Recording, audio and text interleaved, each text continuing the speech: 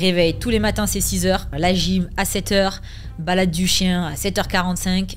8h30 devant l'ordinateur. Et c'est ça tous les jours. Elle est la coach sportive la plus influente en France. On a été plusieurs centaines de milliers à suivre ses cours pendant le confinement. J'accueille Sissi Mua sur InPower cette semaine. On est souvent nombreuses à commencer pour les mauvaises raisons et à continuer pour les bonnes. Je pense que le plus important, c'est d'avoir un projet qui fait sens en fait. Il ne faut pas 20 millions de trucs, on prend un papier et on pose les idées. De nombreux clichés persistent autour du monde de l'influence. Pourtant, Sissi nous montre qu'elle n'a rien à envier aux plus grands entrepreneurs. T'as quand même une assise qui est inégalée. Tu n'es pas chef d'entreprise, tu n'es pas patron et ça s'apprend, ça s'acquiert et ça se travaille. Mais c'est indéniablement la partie la plus difficile du job. En tout cas pour moi.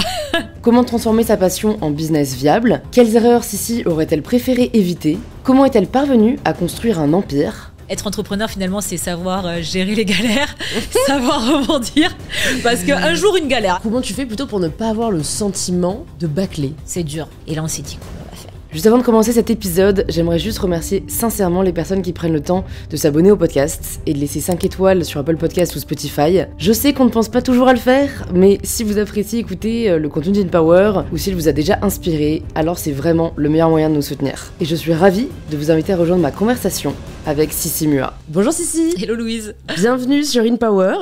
Je suis très contente de te recevoir. On se le disait, mais je regarderai sur WhatsApp, on mettra à l'écran le premier message que je t'ai envoyé. Je pense que ça doit être... Je pense que ça fait au moins 1 an. Ouais, ça fait Facile. Au moins 1 an, voire 2. Donc voire 2. Écoute, tout vient à point à qui sait t'attendre. C'est vrai.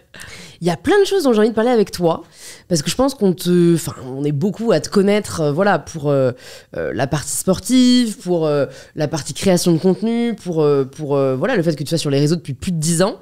Mais tu as aussi toute une aventure entrepreneuriale derrière toi maintenant qui est vraiment impressionnante. Et j'y pensais, je me dis, il y a peu de créateurs de contenu qui ont réussi à ce point-là à associer leurs réseaux sociaux avec un business qui fasse aussi sens en fait, tu vois. Certains, on a des marques à côté ou des business à côté, mais toi, je trouve que c'est genre hyper cohérent, c'est hyper lié à tout ce que tu as construit jusqu'ici. C'est gentil. Voilà, donc on a un beau programme devant nous, on a des céréales si on a faim. Trop bien. Et avant de rentrer dans le dur, est-ce que pour les personnes qui peut-être ne te connaissent pas, tu peux te présenter de la façon dont tu le souhaites? Oui, donc je suis Sissi, je vis dans le sud et je suis sur les réseaux sociaux depuis mes 18 ans. Donc ça fait, je devrais peut-être pas le dire, mais ça fait 14 ans. Donc voilà, je fais partie vraiment de la toute première génération, si on peut dire ça comme ça, avec les pages Facebook, puis la page YouTube, Instagram, Snapchat à l'époque et TikTok aujourd'hui. Et depuis quelques années, donc j'ai créé mon application, donc Train Sweat It, que j'ai cofondée avec mon chéri. Et nous avons aujourd'hui 2 autres business qui sont un business donc d'activewear et de compléments alimentaires, donc pour les sportifs. Ok, hyper intéressant. Écoute, la première question que je me pose par rapport à ce que tu viens de nous dire, c'est, tu t'es pas lassée? Ça fait 14 ans que tu es sur les réseaux. Est-ce qu'à un moment, on se dit pas, j'ai donné, quoi. Ce rythme effréné, cette omniprésence quotidienne, j'en peux plus. Alors, je me le suis pas dit à cause des réseaux, mais c'est vrai qu'à ce jour, je suis quand même moins active que j'ai pu l'être, tout simplement à cause en fait du business. Du coup, j'arrive pas à faire les deux à 100%, ça c'est clair. Donc, je suis moins présente que je l'ai été par le passé. J'aimerais l'être plus, mais quand il y a un choix à faire, c'est une question de priorité. Ouais. Et les réseaux passent, c'est vrai, un petit peu un second temps aussi, parce que finalement, le business c'est quelque chose qui est excitant aujourd'hui, qui est nouveau pour nous. Ça fait 5 ans qu'on est dedans. Contre 14, bientôt 15 pour les réseaux. Donc j'ai fait ce choix-là, mais j'aime toujours les réseaux de la façon dont j'aime le consommer en tout cas. Ouais. Et t'as réussi du coup à te détacher de, on va dire, la moindre performance qui vient du fait d'être moins présente, parce que c'est un vrai sujet pour les créateurs, quoi. Ouais. C'est ça qui est beau et fourbe à la fois avec les réseaux, c'est you get what you give. Donc plus t'en donnes, plus tu reçois, moins t'en donnes, moins tu reçois. C'est très vrai, et je pense qu'on connaît tous des hauts, des bas sur les réseaux. Rares sont ceux qui connaissent la pente, on va dire, exponentielle sans fin, quoi. Moi, j'en ai connu avec des périodes où vraiment j'ai grimpé de manière exponentielle, des périodes où ça s'est ralenti, ça a regrimpé avec le confinement, ça a été, on va dire, deuxième tsunami. Quoi. Voilà. Là, c'est vrai qu'aujourd'hui, c'est plus pareil qu'il y a 3 ans, forcément. J'ai doublé mon nombre de followers en l'espace d'1 an, quoi. À ce jour, c'est vrai que comme je poste moins, comme tu le disais exactement, la progression c'est plus la même, mais je pense avoir réussi à relativiser un petit peu, parce qu'aujourd'hui, mon attention et mon focus, il est ailleurs finalement. C'est vrai que je m'intéresse plus finalement on va dire, à l'expansion de mon entreprise, de mes entreprises, plutôt qu'à celle de mes réseaux. Ouais. Il y a un petit peu un temps pour tout, même si c'est vrai que j'adorerais continuer à doubler mes abonnés Chaque année. chaque année, ça serait fantastique. Mais disons que voilà, j'ai un petit peu pris du recul là-dessus. Mais par contre, ça peut être carrément ultra anxiogène. Ça a pu l'être par le passé quand on voit voilà, les algorithmes qui changent ou tout simplement la communauté peut-être qui s'intéresse un petit peu moins à ce qu'on peut proposer, mais d'avoir un autre challenge en parallèle, j'en parlais énormément avec Tini, donc mon copain, je lui disais c'est quelque chose qui aide aussi finalement à faire un petit peu une transition des réseaux sociaux, Ouais. et peut-être que si je l'avais pas, tu vois, la chose aurait été différente. Je vois ce que C'est tu fort veux dire. possible. Ouais. Mais est-ce que, du coup, ça ne te manque pas ce que tu faisais avant? Enfin, tu vois, je me demande, qu'est-ce qui a fait que tu as autant aimé partager du contenu sur les réseaux? Qu'est-ce qui te plaisait J'ai adoré, dans j'aime cette création? toujours, mais c'est vrai que j'ai adoré ça quand j'ai commencé. Moi, je suis tombée sur une vidéo YouTube en 2008 où je cherchais une coiffure, mais sur Google, pour comment faire n'importe quoi, faire peut-être des tresses plaquées, j'en sais rien. Et je suis tombée sur un tutoriel. Et j'ai trouvé ça super cool. Et j'ai commencé un petit peu à m'intéresser à tous ces réseaux. Il y avait des pages Facebook avec des concepts. Il y avait quelques créateurs de contenu sur YouTube, mais très peu. Et c'est comme ça que je suis tombée dedans, en fait. Et j'ai commencé par une page Facebook à l'époque. Et j'ai adoré partager et échanger avec des filles. À la base, c'était même communautaire, finalement. Entre guillemets, c'était pas moi la star. C'était vraiment une page où chacune donnait ses conseils et autres. Et je pense que c'est vraiment, pour le coup, le partage plus que la création finalement de ma propre vie à l'époque qui m'a séduite, et c'est vrai que j'ai cessé depuis 14 ans de kiffer ça, et j'aime toujours autant aujourd'hui, mais c'est d'une façon peut-être un petit peu différente. C'est une vraie question que je me pose en fait, est-ce que nos goûts évoluent? Enfin oui, mais C'est tu vois, sûr. est-ce Ouais. que parce qu'en fait le risque parfois, c'est quand on est lancé malgré nous dans une nouvelle aventure et on réalise finalement en cours de route que c'est pas forcément ce qu'on aime faire au quotidien. Et donc, tu vois, je me demande vraiment, et souvent j'ai l'impression que les meilleurs indicateurs, c'est un peu ce qui nous faisait vibrer quand on était enfant, les activités dans lesquelles on s'épanouissait. Et donc je me demande vraiment, est-ce que il faut faire en sorte de retrouver ces activités-là dans son quotidien, dans notre vie professionnelle, ou est-ce que finalement, il n'y a pas ce tempérament, ou on va dire cette nature, et chaque année, on peut se développer une nouvelle passion pour, tu vois, un nouveau projet, un nouveau business, des nouvelles compétences. Tu vois ce que je veux dire ou Mes pas? passions n'ont pas beaucoup évolué. Pour le coup. C'est vrai, ça tu vas nous en parler aussi. Ouais. Le sport, c'est dans ta vie depuis... ouais. C'est fou ça. Depuis longtemps, et c'est vrai qu'à chaque fois on me dit sinon à part le sport, les réseaux, c'est quoi tes passions? En fait non, je fais pas de la peinture, j'aime bien lire, mais je suis pas non plus, tu vois, je lis pas 15 livres par mois, donc c'est vrai que voilà, les passions ont pas beaucoup changé, mais par contre oui, elles évoluent et elles mûrissent. Ouais. Je pense. Pareil, la création de contenu, c'est quelque chose que j'ai aimé faire, puisque j'ai commencé à une époque, comme beaucoup de ma génération, où c'était pas un objectif, c'était pas rémunéré, c'était pas un travail, c'était vraiment, c'était en fait une activité. J'ai presque envie de dire, moi j'étais étudiante à l'époque, je faisais ça le dimanche, ça l'est toujours aujourd'hui, mais plus de la même façon. Quand je regarde ce que je partageais à l'époque, tu sais, on se dit toujours, les jeunes sur TikTok, mais moi je regarde ce que je partageais il y a 14 ans, c'est pareil, je me dis, mais aujourd'hui je repartagerai plus du tout ce genre de contenu, tu vois. Oui, c'est vrai. Voilà, donc le fond est toujours là, mais plus de la même façon, quoi. Et qu'est-ce que... Parce qu'en plus, tes études, c'était donc en ingénierie, j'ai vu agroalimentaire. Oui. Rien à voir. Qu'est-ce qui te bottait, toi, en fait? Tu vois, tu sors de ton lycée, tu passes le bac. Qu'est-ce que tu te dis à ce moment-là? Moi, en fait, j'ai déménagé parce que j'étais dans le sud de la France et mon école d'ingénieur était dans l'Oise, précisément. Donc, relativement loin. Donc, quand je suis arrivée, en 2008, c'est l'année où j'ai commencé mon école d'ingé, je connaissais personne. Donc, j'avais pas beaucoup de copines, pas beaucoup d'amis. Donc, les liens ont mis un petit peu de temps quand même à se créer. Et c'est à ce moment-là, en fait, que je me suis retrouvée sur YouTube parce que finalement, ça a été un petit peu mon passe-temps, ça a été un petit peu mon activité à côté. Et puis, il y avait ce côté très social qui peut-être a compensé aussi un manque de relations dans la vraie vie. Et je pense que c'est ce qui a peut-être motivé beaucoup de créateurs, en tout cas de cette génération-là, où on a retrouvé finalement sur Internet ce qui nous manquait au quotidien, quoi. Et moi, il y a des personnes que j'ai rencontrées à l'époque, il y en a quelques-unes, avec qui je parle encore aujourd'hui et qui sont devenues des copines ou des amis relativement proches. C'est plus le cas aujourd'hui, mais ça l'a été au début des réseaux. Donc ça a été aussi quelque chose qui finalement qui m'a plu et qui a fait que je suis sur les réseaux 14 ans après, quoi. Ouais. Du coup, qu'est-ce que tu étudiais précisément et quel renoncement finalement y a-t-il eu quand même dans cette carrière dans laquelle tu te projetais? Alors moi, j'ai fait des études en biologie et j'ai pris une spécialité en agroalimentaire et nutrition. Donc, quand je suis arrivée en école d'ingé, j'avais pas de filiale, donc de spécialité. C'est quelque chose qui s'est un petit peu dessiné au fur et à mesure du temps parce que j'ai toujours été passionnée. Alors, à l'époque, c'était la cuisine. J'adorais cuisiner. Donc, c'est toujours un peu le cas. C'est toujours le cas. Et c'est un petit peu ça qui m'a motivée à aller dans cette voie-là, finalement. Ouais. Alors que la bio, en plus de toutes les matières scientifiques, c'est celle où j'étais la moins bonne. Donc, je sais pas si c'était un bon choix. Mais voilà, ça a été un choix de cœur, on va dire. Ouais. Et lorsque j'ai terminé mes études, donc j'étais toujours sur les réseaux. C'était 6 ans plus tard, pour le coup. Donc, j'avais déjà 6 ans de réseaux sociaux derrière moi et j'ai commencé à chercher du travail. Et finalement, je crois beaucoup, tu vois, un petit peu au destin. Enfin, je suis pas croyante en grand-chose, mais je me dis que finalement, les histoires, elles se dessinent quand on veut bien un petit peu écouter le hasard qui fait parfois bien les choses. En ce qui me concerne, je suis sortie d'école, chercher du boulot. Évidemment, comme beaucoup de jeunes, je le trouve pas en un claquement de doigts, donc je cherche, je postule, j'envoie des CV, etc. Et tu voulais faire quoi? Moi, je voulais faire de la création culinaire. Donc, je voulais travailler dans des boîtes pour créer des recettes, des produits, exactement. Okay.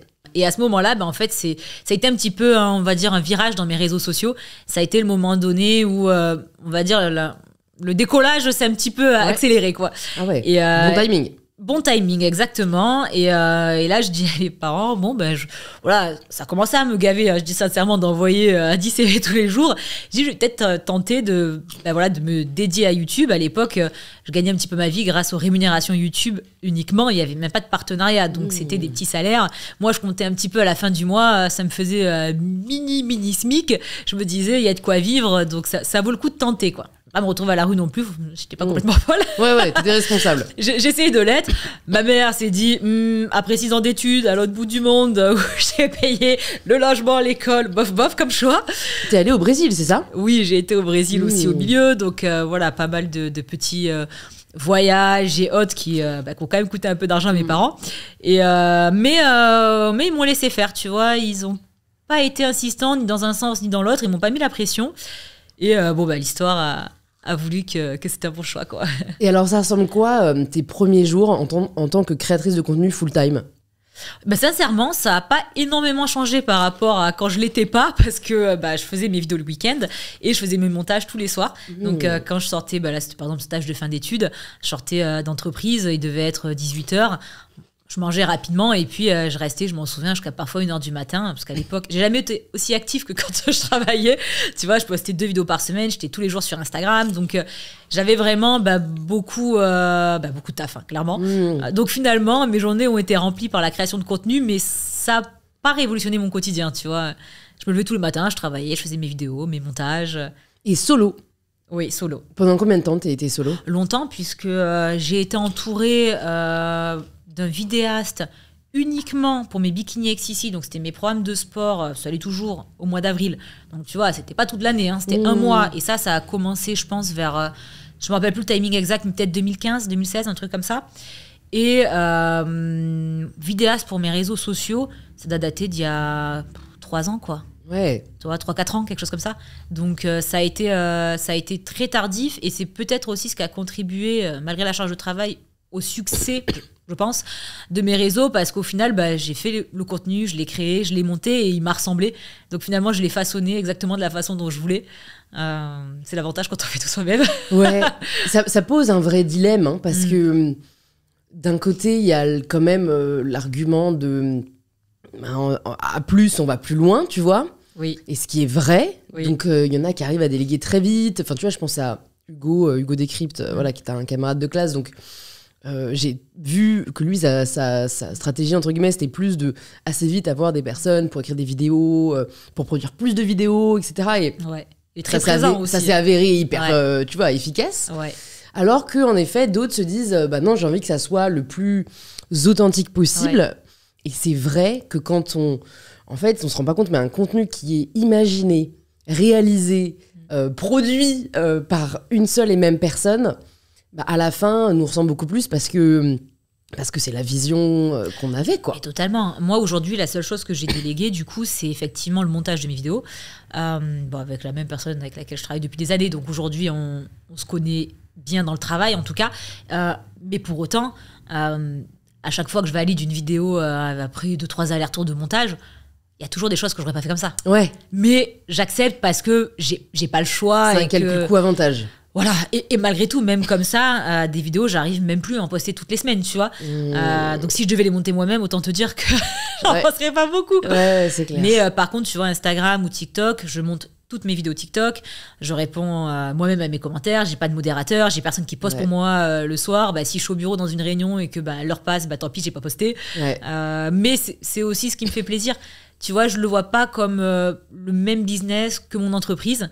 Je pense que si un jour j'ai quelqu'un qui répond à mes abonnés et qui écrit à ma place, en tout cas en ce qui me concerne, c'est que j'aurais perdu la passion du truc, tu vois. Ouais, je suis totalement d'accord. Moi, il y a personne d'autre qui a mon mot de passe, tu vois. Genre, même ma sœur jumelle. Ouais, c'est vrai, moi c'est pareil. Tu te dis, genre, je sais pas, c'est toi, c'est trop perso. C'est ton bébé, ouais. Mais donc, du coup, tu conseillerais aux personnes qui se lancent sur les réseaux, finalement, de faire le plus possible eux-mêmes le contenu le plus longtemps possible? Je sais pas, tu vois, parce que moi c'est ce que j'ai fait finalement, mais comme tu dis, il y en a qui ont adopté d'autres stratégies et qui marchent très bien aujourd'hui. Moi, si j'arrive plus à suivre la cadence, entre guillemets, c'est parce que je suis encore toute seule là-dessus, tu vois. Ouais. Alors que si j'avais 2 personnes qui postent pour moi sur tous mes réseaux, je serais certainement beaucoup plus régulière et ça serait peut-être finalement plus efficace.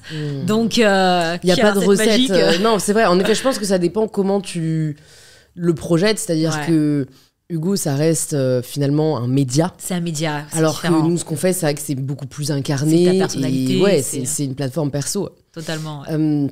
Mais du coup, pour revenir à ces premières années, du coup, en tant que créatrice de contenu, quels sont les... Tu vois, est-ce que tu arrives à identifier finalement ce qui fait ta valeur ajoutée ? Est-ce que tu essayes de te concentrer là-dessus ? Tu vois, est-ce que tu as une réflexion consciente de... J'ai envie d'approcher les choses comme ça.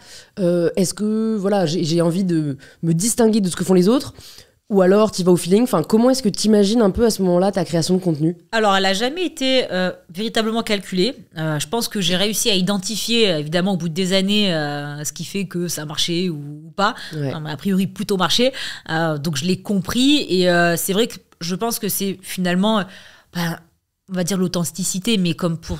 Je pense tous ceux qui réussissent finalement, c'est que les gens adhèrent à l'état d'esprit, à la personnalité, à notre façon d'exprimer les choses, de communiquer avec la communauté. Et en ce qui concerne vraiment le domaine du sport, je pense que les gens ont aimé finalement retrouver dans mon contenu la facilité. C'est vrai que dans le fitness, à l'époque en tout cas, il y avait beaucoup de créateurs de contenu ou de fitness, de coach fitness qui rendaient la chose un peu mystérieuse, un peu compliquée, inaccessible. Alors que moi, j'ai toujours voulu au contraire le rendre accessible. Donc j'ai essayé de démocratiser le fitness, de le rendre fun, de le rendre sympa et de donner envie aux gens de le faire, non pas en leur disant si t'as pas fini ta séance... excusez-moi le terme, mais c'est que t'es une merde. Ouais. Non, au contraire, je vais essayer de t'amener parce que tu vas rigoler, que tu vas t'amuser. Et ça s'est un peu confirmé, je dirais, pendant le confinement. Quand j'ai, malgré moi, constaté la réussite de mes lives, je me suis dit, en fait, les lives, c'était n'importe quoi.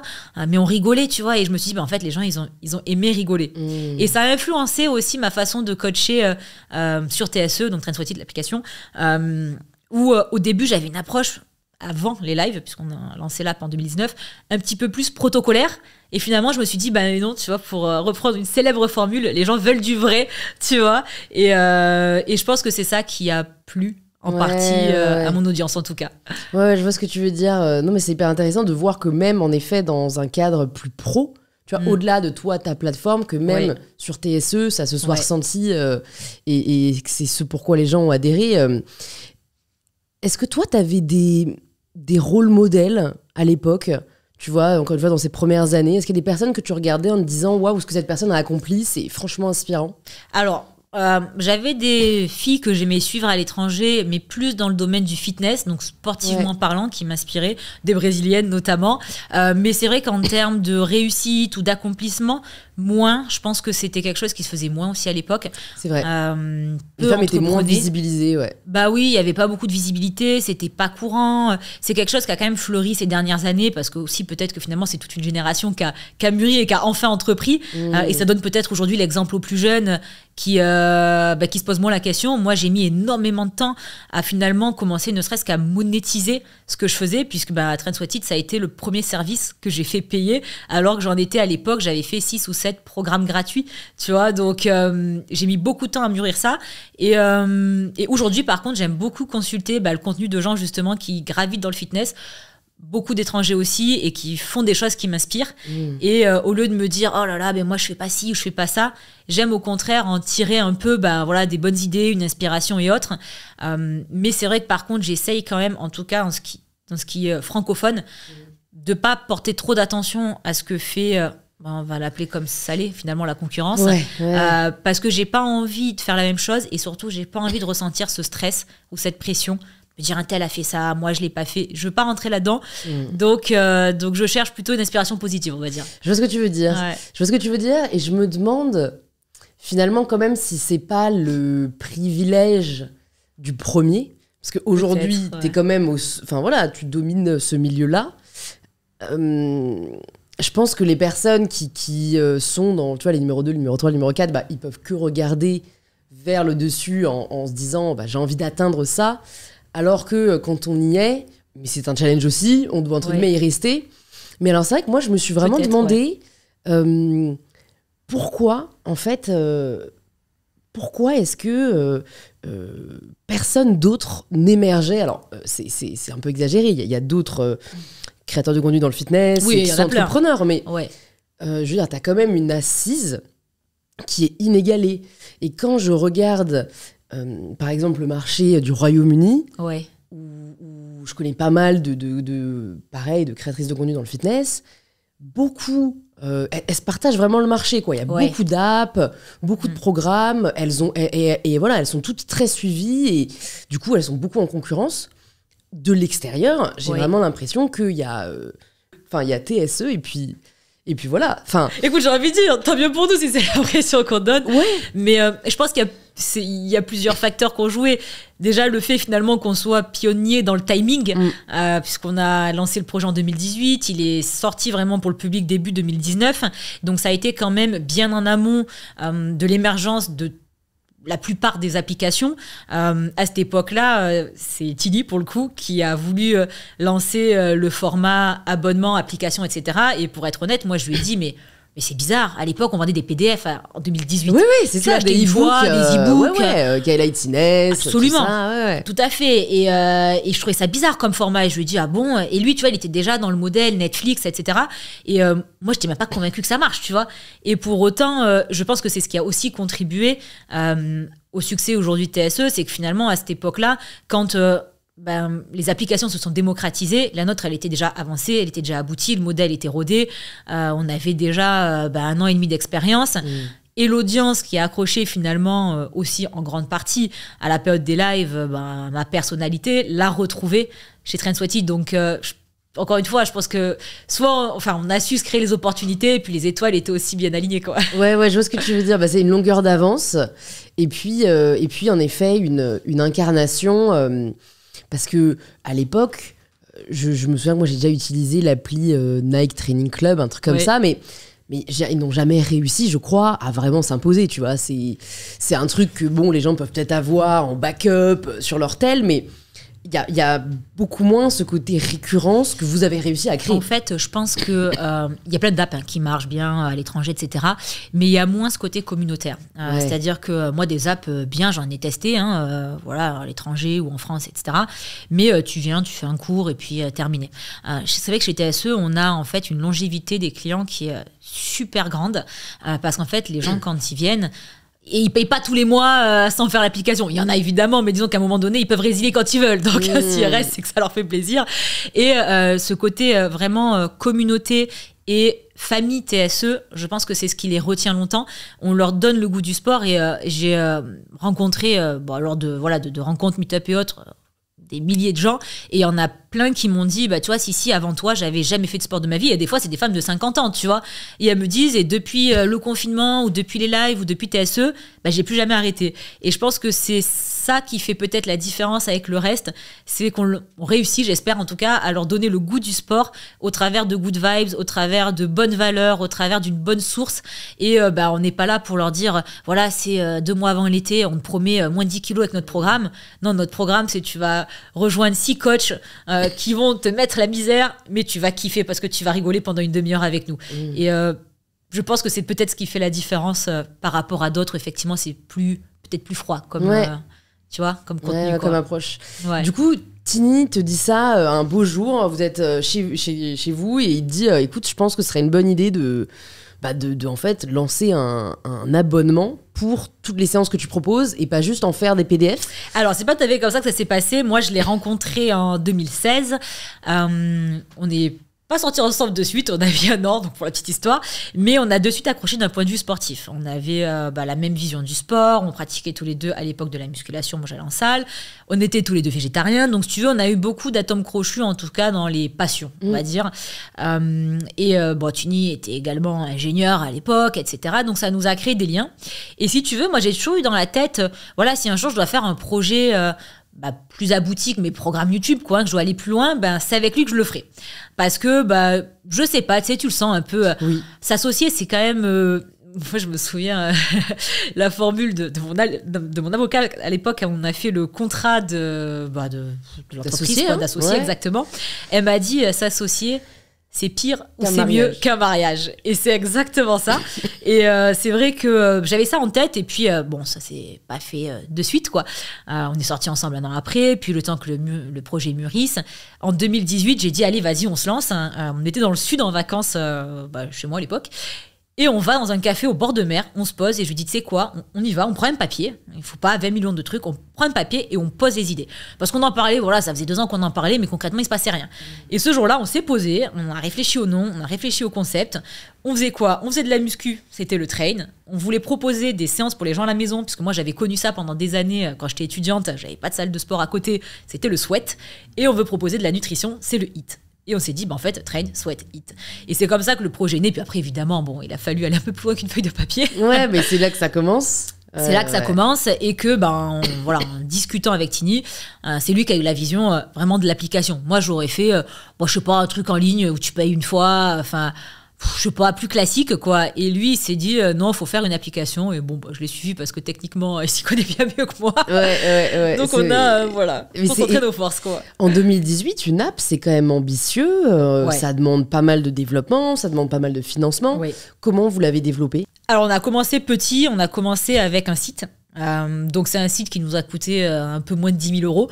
Donc, pour un site internet, c'est pas si cher, c'est beaucoup d'argent mais c'est pas si cher, donc on a vraiment commencé basique, on a lancé le site en avril 2019, ça a marché rapidement, on a rapidement remboursé l'investissement et là on s'est dit ça marche. Et les gens payaient pour faire des séances sur Exactement. Le site. Ils payaient donc un abonnement. Le premier jour, dès le lancement, je ne me rappelle plus, mais je sais pas, peut-être des centaines de gens qui se sont inscrits, qui ont pris un abonnement. Et il y avait déjà un petit bouquet de vidéos qui avaient été pré-filmés de séances de sport. Il y avait également des programmes musculation et déjà quelques recettes que j'avais faites moi-même, shootées moi-même. Donc ça valait ce que ça valait, mais c'était authentique, tu vois. Donc on s'est dit rapidement, là, il faut qu'on aille plus loin parce qu'avec le site, vu l'affluence qu'il y a, etc., on va pas tenir. En plus, on avait pris une petite agence du Sud et tout, donc ils étaient super, hein, mais voilà, c'est vrai que c'était pas une infrastructure très très robuste. Donc on a rapidement lancé le modèle de l'application avec une autre agence spécialisée dans les apps. Donc l'app a vu le jour quelques mois après, le temps de la développer, quoi. Okay. Et on est vraiment parti from scratch, comme on dit, donc de zéro, parce qu'à l'époque, t'en avais un petit peu, mais pas beaucoup d'agences qui te prenaient, qui te faisaient tout. Donc, tu vois, on a pris des développeurs, on faisait tous les allers-retours. On s'est retrouvés à devoir faire ça tous les jours. Tini connaissant un peu plus que moi, parce qu'il pose dans l'informatique, mais c'est pas notre métier non plus, les applications. Et ça a été la galère, quoi. Et des galères, Dieu sait que sur l'application, on en a connu. Parfois, en plus, c'est difficile quand tu te sens impuissant, quoi. Ouais. T'aimerais, t'es là, mais pourquoi ça bug? Oui, c'est ça, parce que toi, t'as tes attentes, en plus, t'y connais rien, donc tu vois juste le résultat final, et puis tous les problèmes en amont, les explications, t'en as rien à faire, parce que finalement, c'est pas ton souci, toi, tu veux que ça marche à l'arrivée. Et surtout, la période la plus difficile, ça a été confinement.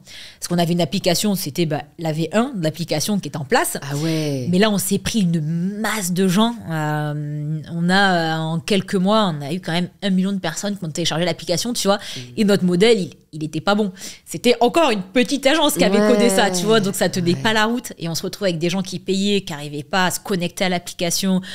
On a été dans des galères, on faisait du SAV avec Tini et des copains qui nous ont donné des coups de main jusqu'à pas d'heure le soir. Et là, on s'est dit, comment on va faire? Et là, on a pris une deuxième agence, on a tout jeté à la poubelle, on a ressorti le chèque, on a fait une deuxième app qui est... Aujourd'hui, on a une V3, mais qui est quand même le même support qu'on a aujourd'hui, donc ça allait quand même mieux. Ouais. Mais tu vois, des galères... En fait, surtout sur des choses qui sont, tu sais, immatérielles. Ouais. Tu vois, par exemple, tu vends un legging, la première version, elle est pas top, mais les gens, ils s'imaginent presque que c'est toi qui l'as cousu, donc ils sont indulgents. Une application, en 2019, t'es familier. T'as Netflix, t'as Instagram, ça doit marcher. Et du coup, pourquoi TSE, ça marche pas? Il y a une intransigeance, tu vois. Ah, c'est sûr, c'est sûr. Et comment tu le vis à ce moment-là? Parce que c'est très difficile. On dit souvent qu'un client déçu, c'est en fait un client qui ne revient pas, tu vois. C'est un client satisfait t'en ramène 10, un client insatisfait peut t'en faire perdre 10. Totalement. Déjà, tu te sens frustré et impuissant parce que c'est pas des choses sur lesquelles nous, en tout cas, on avait la main parce que c'est pas notre métier et on n'est pas développeur, donc t'es dépendant. Donc ça, c'est le plus frustrant. Moi, ça m'a fait faire des crises de nerfs. Je te dis la vérité, où t'as juste envie de les prendre et de les secouer, mais tu peux pas le faire, tu vois. Et ensuite, nous, on a joué la transparence. Honnêtement, tu vois, on a été transparent avec la communauté. À chaque fois qu'on a eu des galères, et ça s'est reproduit sur notre marque d'activewear, où on avait des retards et autres, moi, je fais un message, j'ai dit, voilà, aujourd'hui, on a un problème, on travaille pour le résoudre, mais on a un problème et on peut pas faire autrement. Donc, soit malheureusement, vous pardonnez pas et vous en allez, soit vous attendez un petit peu et ça devrait se résoudre, tu vois. Et je pense que c'est la meilleure chose à faire. Hein. C'est vrai. C'est vrai, et en fait, c'est difficile à admettre dans un monde où il y a de la suroptimisation avec des Amazon qui t'envoient en 24 heures. On parle pas. Si jamais tu veux... Au bout de 3 jours, tu es déjà en retard, tu vois. Tu peux être remboursé alors que tu dis que quand tu n'as pas reçu le colis, produit, mais en fait, tu l'as encore. Ouais, c'est vrai. Et du coup, c'est vrai que c'est très difficile parce que ça habitue les clients à un niveau de service que tout le monde ne peut pas se permettre. Ah tu sais. Hein, Et je le sais un peu trop. Mais c'est vrai que... Je suis contente de voir que, mine de rien, beaucoup de small business, comme on dit... On a tous les mêmes galères. Voilà, le partage, et donc j'espère représente un peu à contre-pouvoir. Et après, les gens, choisissent ce qu'ils veulent soutenir aussi. Mais comme on dit, faute à moitié avouée, à moitié pardonnée. Et c'est exactement ça, finalement, quand tu es transparent avec la communauté et que tu leur expliques un peu le pourquoi du comment, alors ça rentrait dans les grands détails, ils sont plus compréhensifs. Ils se disent... oui, c'est vrai que finalement ça aurait pu nous arriver aussi, et puis je pense que ils deviennent plus indulgents, alors que quand tu le dis pas ou que tu le caches, ils sont intransigeants parce que, comme tu dis, ils ont un niveau d'exigence avec d'autres entreprises qui leur donnent ces habitudes-là, quoi. Ouais, c'est sûr. À l'époque, comment est-ce que vous répartissez les missions avec Tini? Alors, on est assez complémentaires et finalement, ça n'a pas vraiment changé. Lui est plus focus sur tout ce qui est technique, de par tout simplement ses expériences passées. Et moi, je suis plus sur tout ce qui va être branding, communication, idées, etc. Mais néanmoins, on participe à toutes les réunions, tous les deux. D'accord. Donc, on est partout tous les deux, mais par contre, on ne va pas tous les deux prendre toutes les décisions. D'accord. Il y en a où ça va être plutôt lui, il y en a où ça va être plutôt moi, on va se consulter. Mais c'est vrai que lui, il est plutôt sur une partie du business et moi sur l'autre. Et ça pour les 3 business que nous avons. Ouais, mais on va en parler. C'est-à-dire que vous avez donc TSE qui voit le jour en 2019. Oui. Ça prend beaucoup d'ampleur, en plus avec le confinement. Qu'est-ce qui vous fait dire on va lancer un deuxième business? La folie. Pour te dire la vérité. Voilà, l'inconscience, peut-être. Non, c'est vrai. Alors, on s'est pris un peu dans le jeu de l'entrepreneuriat. C'est vrai que c'est une expérience. Alors, soit ça te dégoûte, je pense, soit ça te passionne. Forcément, a fortiori pour nous, où ça a bien démarré et été une expérience positive, on a eu envie de la réitérer. Donc, on s'est lancé dans le business en deuxième, donc des compléments alimentaires. Donc, c'est un business qui est totalement différent des autres. Surtout que là, pour le coup, on est beaucoup plus dépendant parce que c'est pas nous qui fabriquons les protéines dans nos bureaux, contrairement à nos leggings, tu vois. Donc, c'est un business encore à part. Et après, on s'est lancé, là, pour le coup, dans l'activewear où on a la main sur absolument tout, tu vois. Et, entre guillemets, parce que c'est comme une usine qui produit. Bien sûr, totalement. Mais je trouve qu'il y a quand même, pour être dans le textile aussi, je trouve qu'il y a quand même une forme de dépendance, justement, totalement. Sur la retard de prod, sur la logistique. T'es ultra dépendant, mais disons qu'on peut, avant que ça parte à l'usine, on fait tout en interne, tu vois. On travaille pas avec une agence ni rien. Donc, c'est encore un autre business. C'est vrai que les compléments alimentaires, c'est un labo, quoi, presque. On est évidemment accompagné. Vous avez un cahier des charges. Vous leur envoyez. Exactement. Et après, ils vous font des propositions sur les formulations. C'est ça.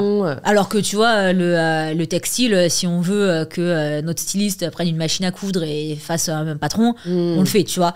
Donc, évidemment, on est aussi dépendant au niveau de la fabrication, mais c'est un petit peu différent quand même. C'est différent et je pense qu'en fait, on a réuni toutes nos passions et nos aspirations dans le business. On avait envie de proposer du sport, on est consommateur de compléments et évidemment, forcément, j'adore l'activewear et on s'est lancé là-dedans et tu vois, aujourd'hui, ça ne nous viendrait pas à l'esprit de nous lancer dans aucun autre domaine parce que on a finalement un petit peu touché à tout ce qui nous passionnait vraiment, quoi. Quand est-ce que ça arrive, les compléments alimentaires ? 2021, si je dis pas de bêtises, donc 2 ans après. Et l'activewear 2022, donc 1 an après. Et comment, j'imagine, vous avez l'app, vous avez le business des compléments alimentaires. Comment vous faites pour ne serait-ce qu'avoir le temps d'en développer un 3e ? C'est dur. Franchement, des fois, on se dit, ça va trop loin. En fait, on est passionné, donc on a envie de se lancer dedans. Et puis après, je veux pas dire franchement des bêtises, tu vois, des mensonges. Il y a des fois, on ramasse et puis on se dit, on n'aurait pas dû faire ça, tu vois. Là, typiquement, on réédite, on va dire, l'expérience du pop-up store sur cette fin d'année. Ça fait 3 mois qu'on est dans le jus grave, quoi. Et à chaque fois, on se dit, punaise, les réunions pop-up store, oh là là, c'est la goutte de trop, quoi. Et une fois que t'es dedans, en fait, t'as plus le choix de reculer. Mais c'est vrai qu'il y a quand même une limite avec laquelle on surfe, clairement. Et là, on veut plus la dépasser et on va même essayer de calmer un peu la voilure pour retrouver un rythme de croisière un peu plus confortable. Parce qu'il y a un moment donné où il ne faut pas confondre le stress qui est positif et celui qui finit par devenir anxiogène et totalement négatif. Et néfaste, c'est sûr. Et pour qu'on se rende compte concrètement, tu vois, déjà, dis-nous, on va faire dans l'ordre, comment est-ce que ton quotidien change entre 2018, où finalement tu es à plein temps créatrice de contenu, et fin 2019, où tu as l'app en plus. Comment est-ce que déjà ton quotidien avec TSE a changé ? Et après, on le fera pour chacune des verticales. Ah ouais, c'est totalement différent. Alors ça s'est pas fait du jour au lendemain. C'est pas parce qu'on a déposé au greffe un dossier que le quotidien a été révolutionné. Mais disons que si on prend vraiment une photographie 2018-2019, 2018, j'étais à mon compte. Voilà, toute seule, je travaillais pour moi, par moi-même, et puis c'était tout. Et finalement, j'avais de compte à rendre à personne. Et en 2019, et c'est encore pire aujourd'hui, je suis à la tête d'une entreprise. Alors en 2019, on n'était pas très nombreux, on était 4 ou 5, tu vois, c'était pas le nombre d'aujourd'hui. Mais malgré tout, je travaillais pas toute seule pour moi, je bossais avec d'autres, pour d'autres. Et t'as beau être le patron, entre guillemets, tu as des comptes à rendre toute la journée et finalement, tu te retrouves dans un schéma qui est celui d'une entreprise, que tu sois patron ou employé, ça change pas grand-chose. Alors que quand je faisais des vidéos YouTube, entre guillemets, c'était un modèle totalement différent. Ça n'a plus rien à voir. Et alors, si tu devais nous décrire un peu une semaine type à ce moment-là, en 2018 et en 2019, comment est-ce que ça change ? Alors, mon quotidien, quand j'étais toute seule, il était assez régulier. Ça n'a pas changé. Je me levais tous les matins. Tu vois, je mettais pas de réveil. Mais je me levais tôt, donc à 8h, j'étais levée devant mon ordi. Voilà, mais déjà, j'avais pas le stress du réveil, donc ça, c'était un luxe, franchement. Je me levais, donc j'avais des jours qui étaient dédiés à la création de contenu, des jours qui étaient dédiés au montage. J'ai fait pendant longtemps la gestion moi-même de mes collaborations quand elles sont arrivées. Donc j'avais 2-3 heures par jour qui étaient dédiées à mes correspondances par mail ou call avec des entreprises, etc. Et voilà, après, il y avait un petit peu d'événementiel ou autre, mais vraiment, la création de contenu, c'était 90%, 70 et 30 avec la gestion des collabs, on va dire, en termes de temps. Mais sinon, à part ça, il y avait quasiment rien d'autre dans mon quotidien et c'était pas tous les jours, mais quasiment, quoi. C'était au moins du 6 jours sur 7. Après, le rythme, il était pas aussi intense qu'aujourd'hui. Tu vois, à 18h, 19h, j'avais fini, j'allais à la salle, quoi. Ouais. Voilà. Aujourd'hui, en 2019, c'était moins intense, mais c'est... Ouais, 2019, et après, on fera aujourd'hui. Alors, 2019. Là, ça s'est accéléré, puisqu'au début, en plus, Tini était encore employée. Donc, j'étais pas toute seule, parce qu'il me supportait, mais dans une quand même bien moindre mesure. Donc là, le rythme a quand même commencé à s'accélérer, puisque là, j'ai commencé finalement à cumuler 2 activités. À cette époque, je maintenais mon rythme sur les réseaux sociaux. Ok, donc tu t'es dit, je maintiens le même rythme. Oui. Tu t'es pas dit, je vais back-up un peu. Ok. Non, c'est vraiment quelque chose qui s'est rajouté en fait. Donc les journées se sont rallongées, l'organisation de la journée a commencé à changer un petit peu. Tu vois, j'ai commencé à mettre des réveils. 7h30, 7h, 6h30, voilà. Les journées se sont rallongées, on a commencé à aller à la salle, il était à 21h, on faisait la fermeture avant de pouvoir rentrer à la maison. Donc voilà, en fait, ça s'est tout simplement cumulé. On travaillait le week-end. Des fois, on rentrait, on retravaillait, période du confinement où là, on a eu des galères. On travaillait jusqu'à minuit tous les soirs. Après les lives, c'était loin d'être fini. Donc, ça a été une période de transition qui était très intense en termes de temps passé, mais qui était ultra galvanisante. Et quand on en parle avec Tini, finalement, je pense que les meilleurs moments d'une start-up, c'est vraiment la première année, quoi. T'as peu de personnes, mais t'as que des gens ultra motivés. Tu bosses comme un chien, mais c'est génial, quoi. Ouais, tu vois les résultats aussi du travail que tu fournis, Totalement. Quoi. Et arrive du coup donc le business des compléments alimentaires et ensuite de l'activewear. Là aussi, ça m'intéresse vraiment de comprendre comment toi tu t'organises pour finalement ne pas... pour que les autres business n'en pâtissent pas, mais que tu puisses quand même consacrer du temps au nouveau. Oui. Tu vois, comment est-ce que tu appréhendes à chaque fois un peu ça, la restructuration de ton emploi du temps au fur et à mesure qu'un nouveau projet arrive? Là, tu vois, aujourd'hui, j'ai vraiment un agenda qui est millimétré, mais quand je dis au quart d'heure, c'est au quart d'heure. Je me prends des bouchons, je suis en retard pour les réunions, tu vois. Ouais. Et j'arrive pas à avoir le luxe de partir plus tôt, quoi. C'est réveil tous les matins, c'est 6h, la gym à 7h, balade du chien à 7h45, 8h30 devant l'ordinateur. Et c'est ça tous les jours. Le matin, donc la matinée est plutôt dédiée un petit peu à la création de contenu. Mais tu vois, c'est pas des trucs de dingo, hein. Ça va être mes stories, mes petits montages, si je veux poster un Reels, un TikTok, ce genre de choses. Que je fais toujours en parallèle de ma messagerie en ligne avec l'entreprise. Donc, je suis pas focus à 100%. Genre, j'ouvre pas l'ordi à 13h, tu vois. Mais disons que j'essaie de rester quand même un peu dans cette bulle. Et les après-midi, la plupart dans la semaine, c'est le bureau. Donc là, c'est des full après-midi de meeting où en fait, on échange avec la team. Toutes les heures, c'est une réunion différente. Donc de 14h jusqu'à... officiellement 18h, puis nous, après, ça continue jusqu'à 20h, tu vois, où du coup, on partage notre temps, finalement, entre les 3 business. Il y en a qui prennent plus de temps que d'autres, mais c'est pas forcément ceux qui rapportent le plus, tu vois. Ce serait trop beau. Ça serait trop beau. Par exemple, TSE Athletics, l'activewear, nous prend beaucoup de temps en termes de temps passé, et pourtant, ça reste un business qui est encore naissant. Oui, et puis qui demande des investissements et des coûts fixes que tu n'as pas avec une app. Totalement. Ouais. Où en fait, c'est un service. C'est un service. T'as rien à mettre sur la table, quoi. C'est plus facile. Ouais. Ah non, mais ça, c'est pas béni. T'as du stock, bien sûr, t'as des charges. Et c'est super long à développer et tout, alors que l'application, finalement, on pense à un truc. Alors, il y a des développements qui sont longs, sur lesquels on a passé 6 mois, 1 an, mais si c'est des choses pas trop simples, en 2 mois, ça sort. Ouais. Ta collection sort pas en 2 mois, quoi. Ah ouais, tu t'en doutais que ça prenait autant de temps avant d'entrer dans le business de l'activewear? Ouais, et je trouve qu'encore on s'en sort pas mal. Là, on essaie vraiment de gagner de l'avance. On est, tu vois, là, en ce moment, on est sur les collections mi-2024, fin 2024. On commence déjà à y être. Mais il y a encore 1 an au début, quoi, on était pour les collections de 4 mois plus tard, quoi. Ah ouais. Et là, c'était le stress. On essayait de trouver les fabricants qui puissent produire rapidement. On était à l'arrache. Comment t'as trouvé tes premiers fabricants? Parce que c'est un milieu vraiment hyper fermé. Alors, on s'est entouré... même pas pour ça, on s'est entouré dans l'application au bout de quelques mois d'une personne que je connaissais depuis des années.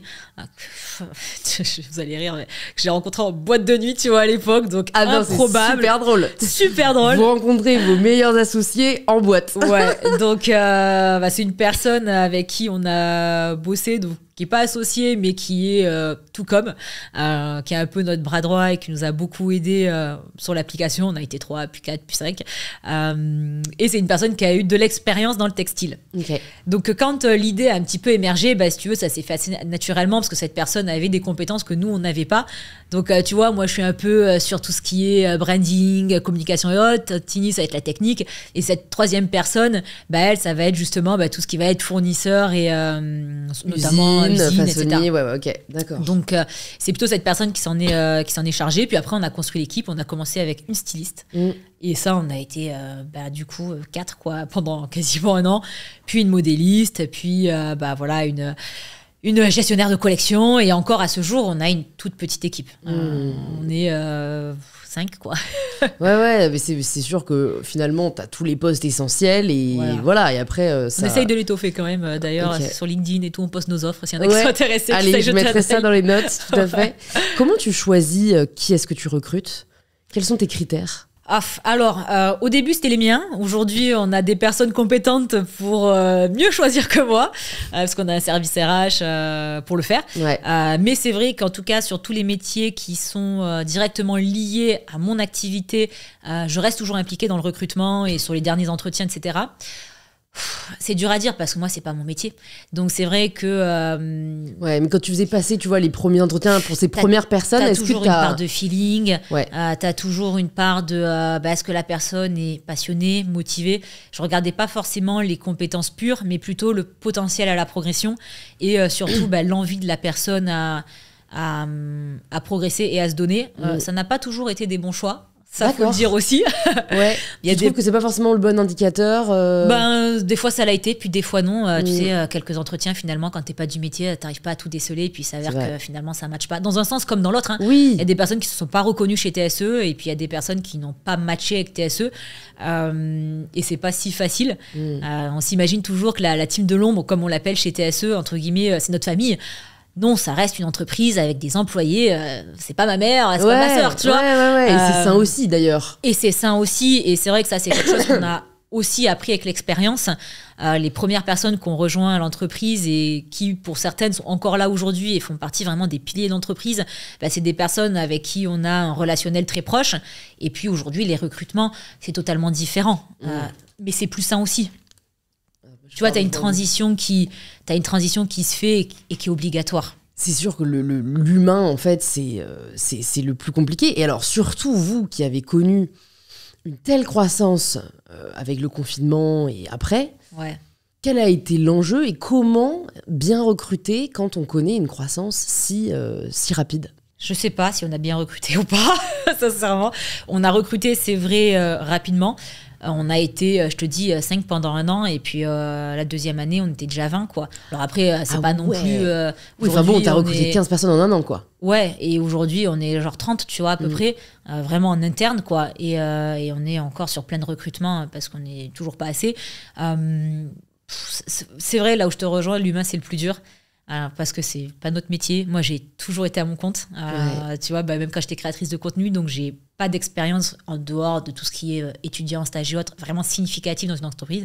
Tini en a, lui, il a bossé pendant 10 ans avant, tu vois, mais en tout cas pas moi.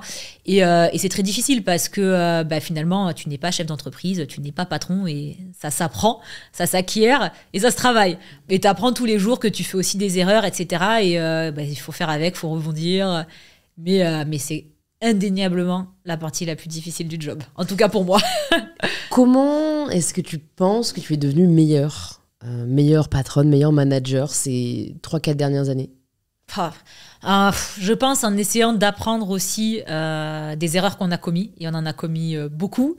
On continue très certainement d'en faire encore aujourd'hui et on essaye de comprendre pourquoi ça s'est mal passé quand ça s'est mal passé. Il y a des fois, on pense pas forcément être en tort, mais il y a toujours quelque chose, en tout cas de notre côté, qui a joué. Et on essaye de l'identifier et de pas le reproduire. Et puis à des fois, on se dit, non, là c'est comme ça et c'est pas autrement. Et malheureusement, si ça plaît pas, c'est que ça matche juste pas. Mais on peut pas changer qui on est sur ce sujet-là, tu vois.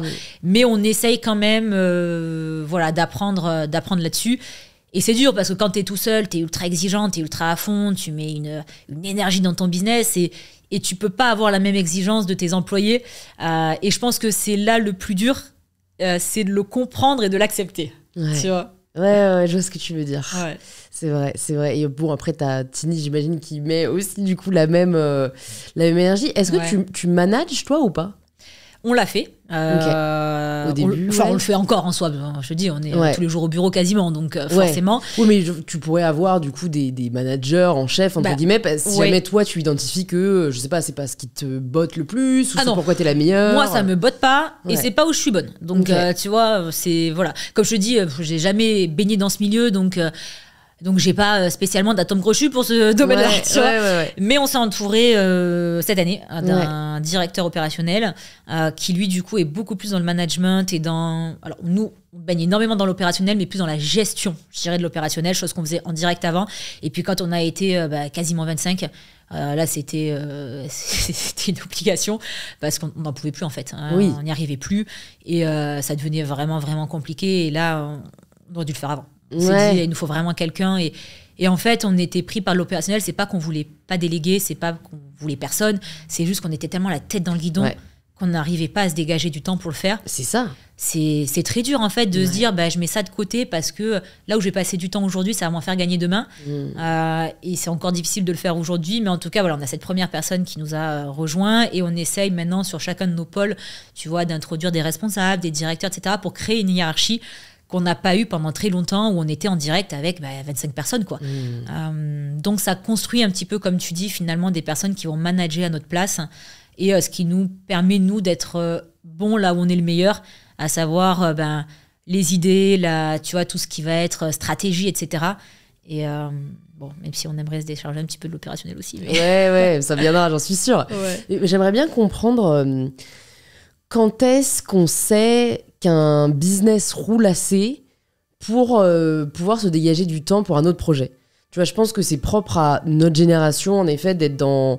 pas vouloir s'enfermer, voilà, dans une seule activité. À quel moment vous vous dites, tu sais quoi, là, franchement, ça tourne, on va se lancer dans le business des compléments alimentaires. Est-ce que ça passe par recruter plus de personnes sur l'app pour vous consacrer aux compléments?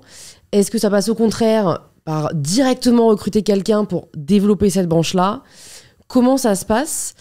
Parce que voilà, des personnes pourraient avoir finalement cette pensée limitante de se dire « Ah non, là on a un business qui marche bien, en pleine croissance, il faut qu'on se concentre dessus, quoi. » Le focus... Après, c'est pas une mauvaise stratégie, ceci dit. C'est sûr. Vaut mieux être bon sur un truc que moyen ou mauvais sur 10 autres. Mais alors, ça c'est une question que je te poserais. Ouais. Mais d'abord, on va... Je réponds à la première question. Mais voilà, mais après, c'est comment du coup tu fais pour être bonne dans les trois et pas à moyenne?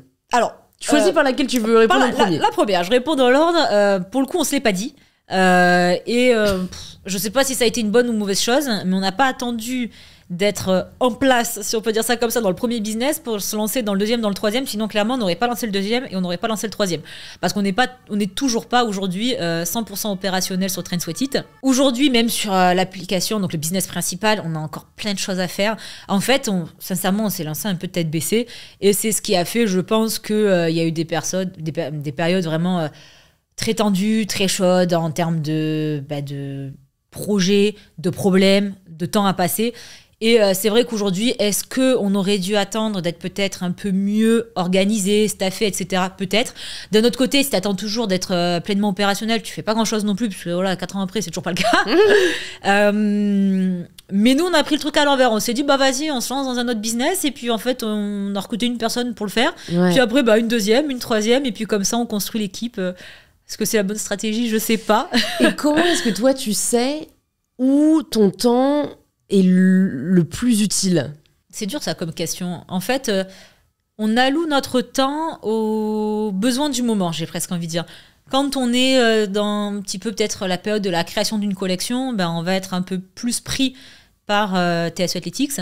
Quand on est dans une période de rush total, n'importe quoi, c'est la rentrée, les programmes sportifs, etc., on va consacrer plus de temps à l'application. Mais en réalité, on consacre le temps où il faut, là où il faut, et on se dit pas, je délaisse l'un pour l'autre. On essaye de faire en sorte que tout rentre dans l'agenda, tu vois. Ouais, c'est sûr. D'où les longues journées, tu vois. Et alors, ça rejoint ma deuxième question. Comment est-ce que tu fais pour t'assurer que vous êtes bon dans chacun de ces business ? Parce que voilà, le risque, en effet, en multipliant les activités, c'est potentiellement d'être moins bon dedans. Comment tu fais pour toi assurer le niveau pour les 3? Alors, on n'excelle pas partout. C'est vrai que dans l'application aujourd'hui, je trouve en tout cas qu'on a quand même acquis un niveau entre guillemets d'excellence. Le mot est un peu fort, hein, c'est pas pour me le raconter, mais, mais il faut, franchement, faut dire les choses. C'est vrai que non, sincèrement, quand je regarde et on le fait, hein, les autres acteurs du marché, et je te dis même les gros, etc. Aujourd'hui, je trouve qu'on a un niveau, au niveau technologique, au niveau contenu, au niveau voilà. En tout cas, sur tous les domaines où il n'y a rien où je me dis, il y a un endroit où on est mauvais, tu vois. Je trouve qu'on est plutôt bon partout. En revanche, sur les 2 autres business, on a encore plein d'axes d'amélioration. On est qu'aux prémices et pour moi, on n'excelle pas. Par contre, quand on fait quelque chose, on essaye de le faire du mieux possible. Ça ne veut pas dire que c'est parfait, mais soit on le fait vraiment bien, soit on le fait pas. Ça nous est arrivé, tu vois, typiquement sur de l'activewear, d'annuler des produits complètement parce qu'on se dit il est pas exactement comme on le voulait, donc on le sort pas, et ça nous est arrivé pas plus tard que sur la collection précédente, tu vois. Donc c'est pour ça que même si c'est pas parfait, on essaye quand même de maintenir un niveau d'exigence qui est en tout cas en accord avec nous, nos valeurs et ce qu'on a envie de proposer, quoi. Mais n'empêche qu'il y a encore plein de choses qu'on peut faire mieux. Comment tu fais plutôt pour ne pas avoir le sentiment de bâcler? Tu vois, de courir derrière le temps, de te dire ah là j'ai fait ça, mais il faut que je fasse ça derrière, oh mince j'ai pas le temps de terminer ça. Quand on a un emploi du temps aussi chargé, je trouve que c'est vite l'écueil dans lequel on peut tomber. Ah oui, je l'ai. Tu vois, quand on fait des réunions et que tu verrais le planning de l'après-midi, les réunions de l'après-midi, c'est timé toutes les demi-heures, tous les 3/4 d'heure, toutes les heures. Et on est là en train de regarder la montre. Des fois, je me dis, ouais, tu vois, une réunion qui dure 45 minutes, j'aurais kiffé qu'on y passe 2 heures juste pour avoir le temps d'approfondir le sujet, d'échanger. En fait, tu peux pas parce que derrière, il y en a 20 qui attendent leur point eux aussi, tu vois, et que chacun est aussi dépendant. Donc après, tu sais que tu mets tout le monde en retard.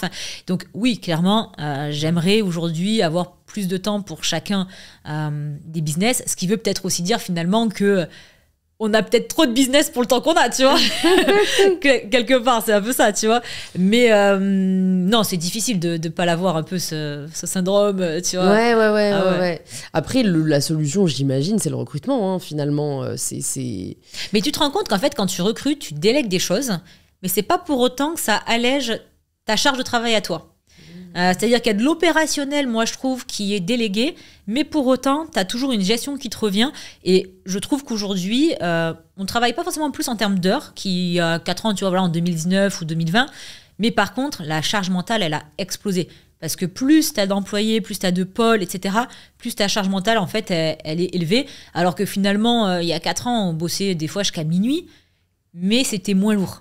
Alors qu'aujourd'hui, on bosse plus jusqu'à minuit. On me lève pas à 6 heures, sinon tu vois. Mais, mais pour autant, je trouvais que c'était plus facile à l'époque. Donc tu vois, le recrutement, il fait que tu passes moins de temps et que tu fais plus de choses.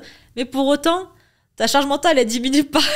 Et ça te fait pas dire que t'as peut-être pas forcément envie de continuer à croître? J'ai envie qu'on continue de croître à la condition qu'on se structure mieux encore. Et c'est ce pourquoi on travaille tous les jours, hein, ce pourquoi on recrute. J'espère quand même qu'avec l'organisation qu'on est en train de mettre en place, cette charge mentale, elle va quand même diminuer. Et c'est pour ça que voilà, il y a des responsables de pôle, etc. Pour, je l'espère en tout cas, m'éviter dans le futur d'avoir à être autant impliqué dans toutes ces petites tâches du quotidien. Et ça, c'est vraiment notre objectif. Ouais, parce que sinon, non, ça on va pas tenir 20 ans comme ça. Quelle a été, tu penses, la période la plus difficile pour toi dans ton business? Difficile en termes de travail ou... En termes de ressenti. Genre une période où, tu vois, la période la plus difficile à vivre. Tu vois, l'année dernière. Donc c'est pas si vieux, l'année dernière et tout ce début d'année. Okay. Donc la période la plus récente. Ouais. Tu vois, donc elle est pas loin derrière moi, malheureusement. Elle est passée? Elle commence à passer. Okay. On va dire ça comme ça. Elle commence à passer où justement au niveau recrutement ça a été chaud. Au niveau gestion de l'équipe ça a été chaud. Ça a été une grosse charge mentale. Ça a été un gros stress qui pour une fois n'a pas été positif. Où tu vois je te disais moi c'est pas ce qui me stimule, c'est pas ce que je sais faire, etc. Et là je me suis retrouvée finalement un peu malgré moi à me retrouver dans une position qui était pas celle que je voulais et qui était pas celle où j'étais bonne, quoi. Ouais. Et ça a été... et celle encore, c'est la partie la plus difficile du job. Et depuis qu'effectivement, on a été épaulé par notre directeur opérationnel, ça commence à aller mieux. Ok. Mais oui, c'est le plus compliqué, très clairement. Et pourquoi tu ne l'as pas changé avant, tu penses? On voulait, mais c'est dur. Hein. C'est dur de recruter, entre guillemets, le second, quoi, finalement, Ouais. qui doit avoir de l'expérience. Et puis, tu vois, nous, on a une équipe qui est jeune, donc il faut quelqu'un qui sache aussi parler à des jeunes, qui comprenne le projet, parce que c'est quand même, tu vois, aujourd'hui, on travaille notamment grâce aux réseaux sociaux. Tu vois, on a une personne qui a plus de 50 ans à nos côtés. Faut quand même qu'elle soit dans la fibre, quoi, tu vois, des réseaux, et ça n'a pas été si facile à trouver. Si là, tu pouvais donner une forme de mini masterclass à des étudiants, tu vois, qui sont dans le commerce, qui veulent lancer un business, et que tu voulais leur partager les 3 facteurs, à tes yeux, qui ont le plus favorisé la croissance que TSE et que tes business ont connu, qu'est-ce que tu leur dirais? Quelqu'un qui crée un projet de zéro. Je pense que le plus important, c'est d'avoir un projet qui fait sens, en fait. Parce que ça va demander tellement de temps, tellement d'investissement, que si ce projet, il ne te fait pas vibrer au quotidien, je pense qu'il est voué à l'échec dès le départ. Je pense que c'est le plus important, et c'est ce qui a fait qu'aujourd'hui, on est encore là. C'est parce que finalement, ce projet, il nous passionne, et que même dans les moments les plus difficiles, je pense que nous, on a connu des périodes où il y en a qui auraient raccroché, hein, je te dis la vérité. Tu te rappelles pourquoi tu as commencé, en fait, et pourquoi tu le fais. Donc ça, je pense que c'est le premier point. Le deuxième point, je pense qu'il faut être prêt à s'investir. Ça, c'est la vérité, parce que quand tu commences, t'es tout seul. Et que si ça commence à marcher, ce que je souhaite à tous, il faut s'investir. Et ça, et c'est pour ça que ça rejoint. En fait, tout est lié. Ça rejoint le point. Faut avoir envie de le faire. Ça va être ça va être ta vie. Ça va être, tu te lèves, tu penses à ça. Tu te douches, tu penses à ça. Tu te couches, tu penses à ça. Donc, faut avoir envie de le vivre. Et après, le troisième point, je dirais aussi savoir bien s'entourer. Comme on le disait au début, seul. On va peut-être plus vite, mais à plusieurs, on va plus loin. Et savoir bien s'entourer, je pense que c'est ultra important dans le business. Moi, en ce qui me concerne, j'aurais jamais fait ce qu'on a fait si j'avais été toute seule, par exemple. Donc voilà, savoir s'entourer au bon moment, je pense que c'est une sorte de feeling aussi, des bonnes personnes pour s'épauler. Et voilà, je pense qu'avec ces 3 piliers aident en tout cas à la réussite d'un business, et en tout cas à faire en sorte que les gens le vivent bien. Et que ça soit une réussite en finalité. Ouais. Et si toi, tu pouvais parler à Sissi fin 2018, une fois qu'elle a terminé d'écrire ses idées sur la feuille, tu lui dirais quoi, si tu pouvais lui dire un truc? Écoute, je pense que je laisserai faire finalement l'histoire comme elle s'est passée. C'est un peu bateau, hein, tout le monde a tendance toujours à raconter la même chose, mais au finalité, c'est que c'est vrai. C'est souvent aussi des moments un peu... difficile ou un peu galère que tu apprends et finalement que tu rebondis, et j'essaye toujours de voir ça comme ça. À chaque fois qu'on a une galère, je me dis attends, en fait là c'est la galère, mais ça va peut-être finalement nous faire ouvrir les yeux sur autre chose, sur un problème, sur une situation, et nous faire mieux rebondir. Et c'est, je pense, un petit peu finalement la mentalité de tout entrepreneur, parce que des galères on en a tous. Je pense que ça serait mentir si l'un de nous prétendait l'inverse. Et je pense que être entrepreneur, finalement, c'est savoir gérer les galères, savoir rebondir. Parce qu'un jour, une galère, hein, nous, c'est ça. Mais ça ferait rêver beaucoup moins de monde si dans les petits bouquins là, d'orientation, la définition d'entrepreneur, ce serait gestionnaire de galères. Mais c'est tout à fait ça. Est-ce que c'est vrai ou pas, franchement? C'est très vrai. C'est très vrai, tu vois. Vrai. Mais tu l'apprends avec le temps. Ouais, heureusement, sinon tu te lances pas. Non, exactement. Est-ce que vous avez levé des fonds, vous? Non. Vous avez jamais eu besoin de lever des fonds je te dis, avec un site à 10 000 balles, et puis après avec une app qui nous a coûté, pour sa dernière version, le prix d'une maison. Tu vois. Le prix d'une maison? Mais c'est des sommes. Alors d'une maison où? Parce que ça dépend. Mais... Et tu sais, j'ai arrêté de compter, je te dis la vérité. Je pense qu'aujourd'hui, on s'achète une très belle maison. Ah ouais, on se rend pas compte. En fait, on réinvestit énormément, et une application, c'est... En fait, ça te consume les fonds. Parce qu'une application, c'est vrai qu'on se disait, c'est le digital, c'est facile. Bah ouais, par rapport au stock, moi je me disais, c'est du pain béni, tu vois. Non, c'est vrai, ça coûte des sommes folles. Et en plus, c'est pas une fois qu'elle est faite, elle est faite. C'est que tu as en fait une maintenance, c'est une amélioration au quotidien. Nous, on a entre 5 et 7 personnes à temps plein tous les jours qui bossent sur l'application. et ils sont pas dans la team, la plupart sont en prestation, tu vois. Ok.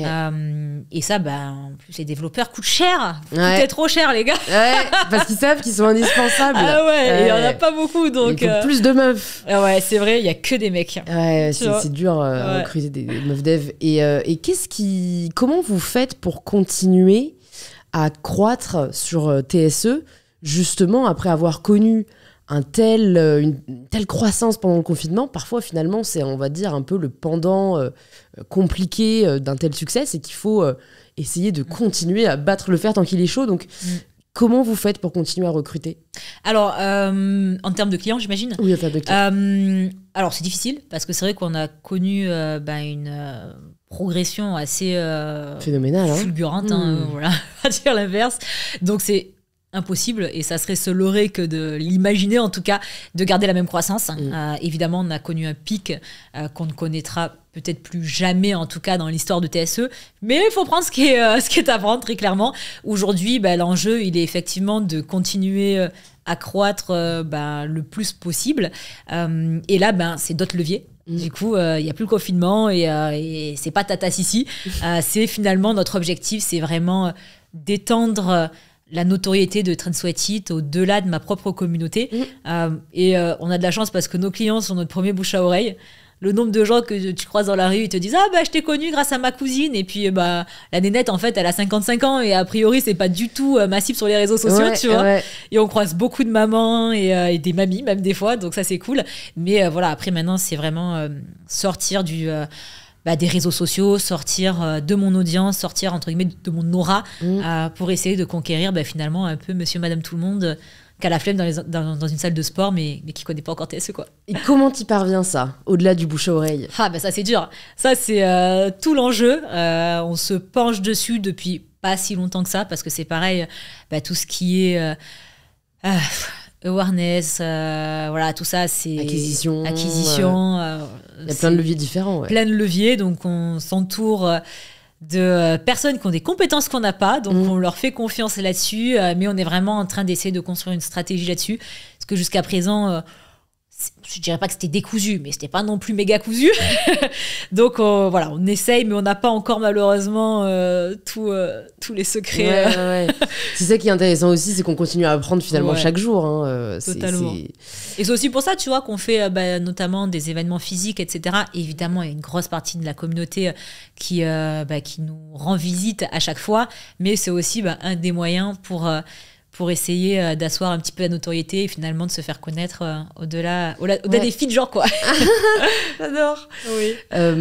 Est-ce que tu as connu des échecs, entre guillemets, ce que toi, en tout cas, tu as vécu comme étant un échec? Alors, échec cuisant, pas forcément. Par contre, des périodes difficiles, oui. Même sur les réseaux, avant l'entrepreneuriat. Bon, même si être sur les réseaux, c'est entreprendre quelque part. Mais oui, j'en ai connu. Sur les réseaux sociaux, des périodes de down parce que l'algo, il n'était pas favorable. Mais en réalité, c'est pas parce que l'algo, il a changé. Parce que pendant que l'algo, il change, il y en a pour qui ça marche, tu vois. C'est parce que potentiellement, ton contenu, il se renouvelle pas assez ou que ce que tu proposes correspond plus à ta communauté. Bien sûr que j'en ai connu. Mais c'était pas facile. Tu vois, c'était pas facile. Et puis... la roue tourne toujours si on veut bien qu'elle tourne, mais des périodes difficiles, on en a tout le temps. Je te dis, à l'époque, c'était parce que potentiellement, tes vidéos, plus personne n'avait envie de les regarder. Et puis aujourd'hui, c'est parce que t'as une équipe à gérer et que c'est compliqué au quotidien, tu vois. Mais t'en as tout le temps. Il y a des business que vous n'avez pas lancés ou que vous avez avortés Non. Dans lesquels on se serait projeté, non. Okay. Parce que comme je te dis, on a toujours été passionnés par des business qui gravitent autour vraiment de notre passion. Tu vois, il y a des trucs, on m'a déjà proposé par exemple de lancer un business de cosmétiques. Et ça, c'était vers quoi? Vers 2020, 2021. Parce que j'adore ça et que c'est un milieu qui me passionne, à moindre mesure, tu vois, mais j'aime bien. Sincèrement, ça m'aurait tenté, tu vois. Si ça avait été en 2015, à une époque où je parlais beaucoup plus lifestyle à ma communauté, là, je me serais presque laissé tenter par impulsivité. Mais bon, non, je me suis pas lancée dedans parce que ça faisait pas de sens, quoi. Ouais. C'est vrai que en fait, aujourd'hui, c'est ce que je te disais au début, je suis assez impressionnée par la cohérence dans tout ce que tu entreprends. Après, la limite, en tout cas qu'on peut potentiellement voir, c'est est-ce que tu te lasses pas d'évoluer dans un seul et même milieu? Est-ce que tu te sens pas enfermée? C'est marrant parce que je pourrais l'être, et des fois ça peut l'être, et pour autant non. Tu vois, par exemple, ne serait-ce que ma propre pratique sportive, elle a énormément évolué avec le temps, puisque avant de lancer TSE, je m'entraînais en salle de sport, donc j'ai été à fond muscu, et c'est là que j'ai un peu cultivé finalement mon image de fit girl, comme on disait à l'époque, un peu entre guillemets à l'américaine, tu vois, des réseaux sociaux, etc.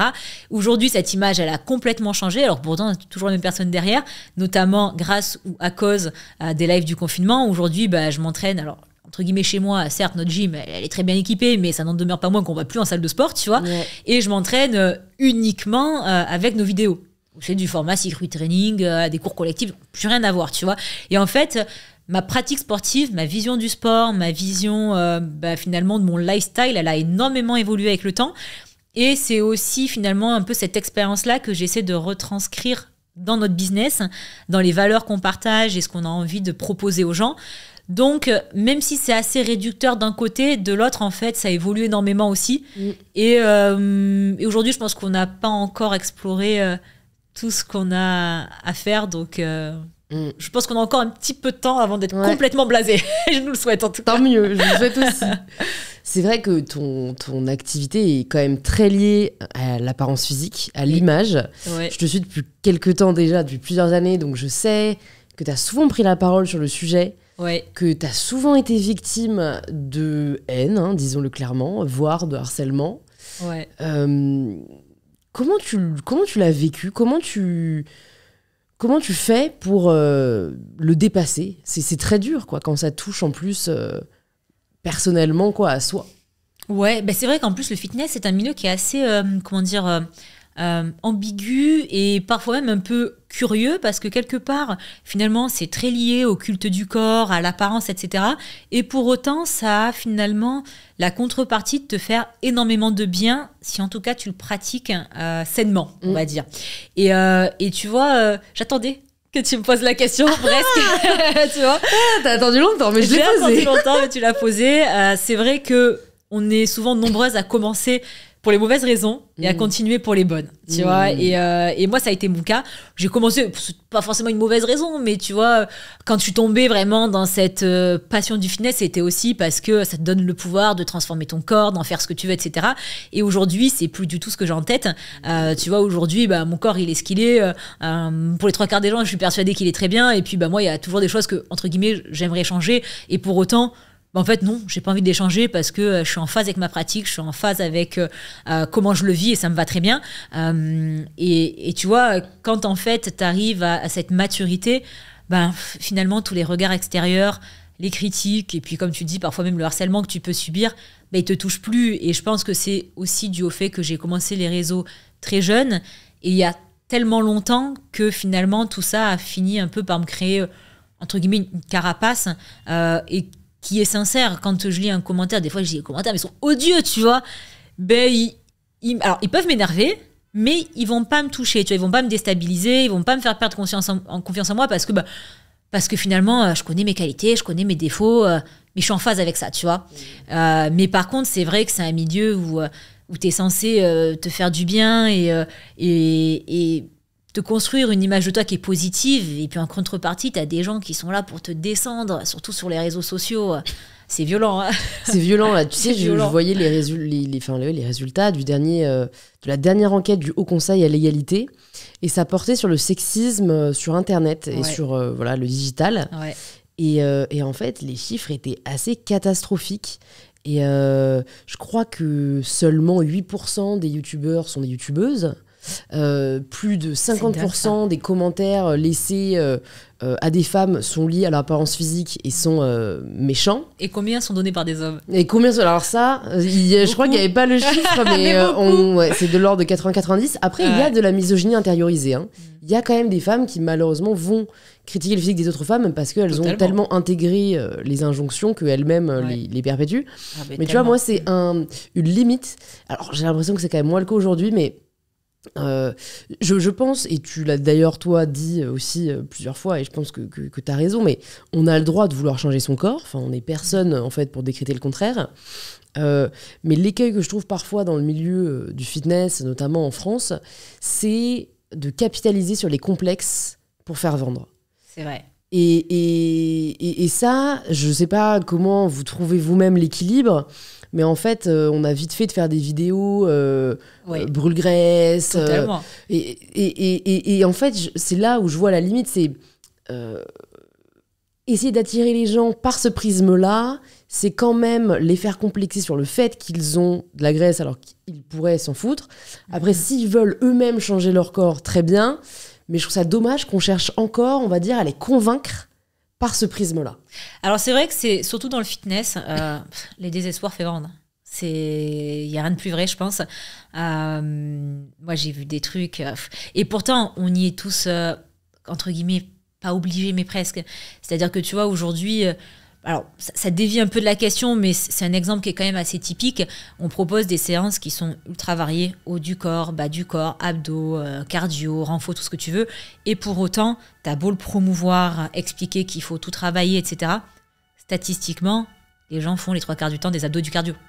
Ah ouais. Bien sûr. Et donc, si tu veux, c'est difficile de s'en détacher aussi complètement.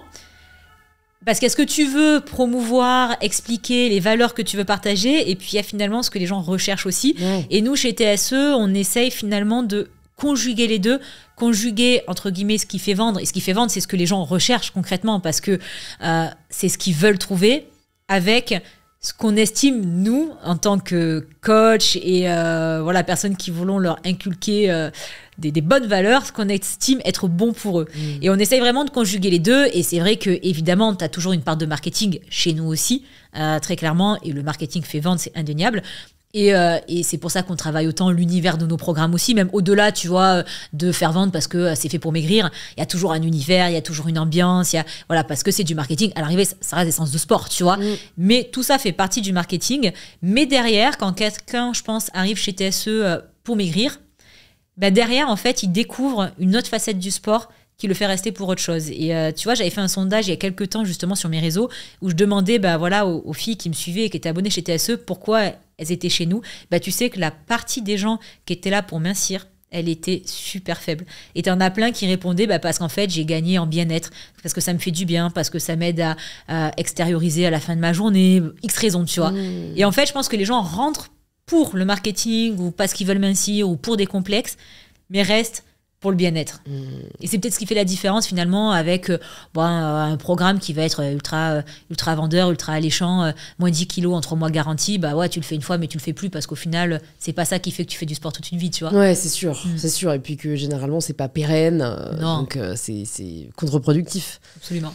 Comment t'aimerais évoluer si je peux pas te poser la question où est-ce que t'aimerais être dans 10 ans, mais plutôt quelle version de toi tu aimerais être dans 5 ans? 5 ans, c'est proche encore quand même. Ouais.